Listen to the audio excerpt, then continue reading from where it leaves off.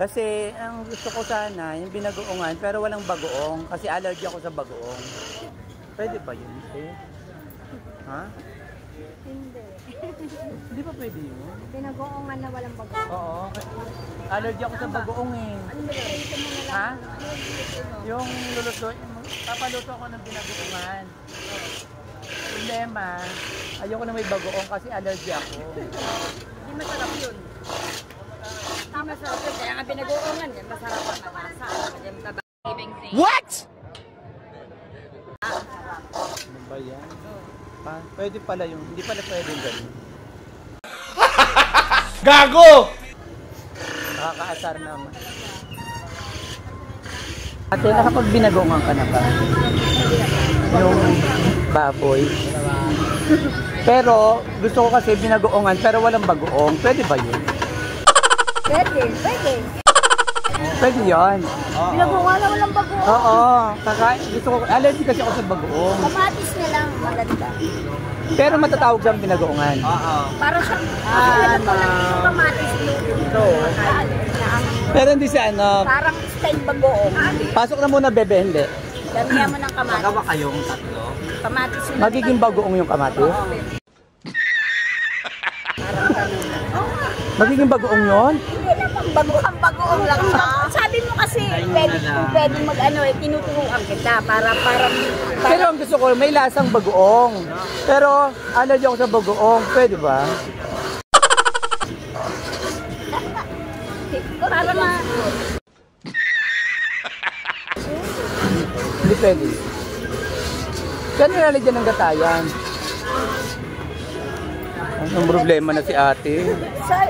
Nagulo na kung bigla. May allergy kasi ako sa bagoong, kaya ayaw ko ng bagoong. Hindi lang ako pwede mag... Kaya mo na lang ng sili para Bicol Express. Ha? Sili. Eh di ba Bicol Express may bagoong din? Hindi, gata na lang. Huwag mo nang lagyan ng bagoong. Baka mamaya katigatingin ko na yun. Diba? Meron talaga yung konting bagoong. Alam mo. Express ko na lang. Walang bagoong. Pero hindi na tawag, ang tawag doon, hindi na Bicol Express. Bicol Express pa rin kasi ano, may gata eh. Hinalukan lang naman ng ano, ng bagoong. Buti pa si ate, seryoso kausap. Bakit? Yun naman ang original na Bicol Express eh. Walang bagoong? Wala. Ah. Chamit, di ba magaling kang magluto? Kasi gusto kong kumain ng binagoongan. Pero ayoko na may bagoong kasi allergy ako. Paano ko gagawin yun?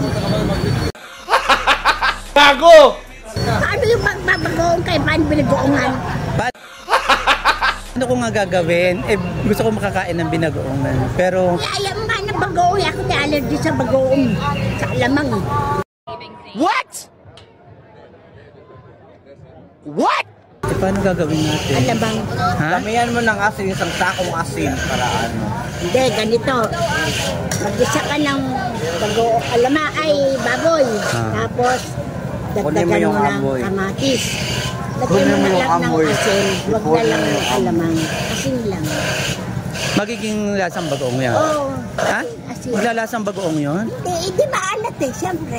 Hindi, ang gusto ko kasi lasang bagoong pero hindi totally bagoong. Pakakakain, ganun, ano ka ba? Yan, nagalit na si ate. Kailangan, Ha? kailangan alamang. Kaya nga, pero hindi ako ma-allergy. Ewan ko sa'yo.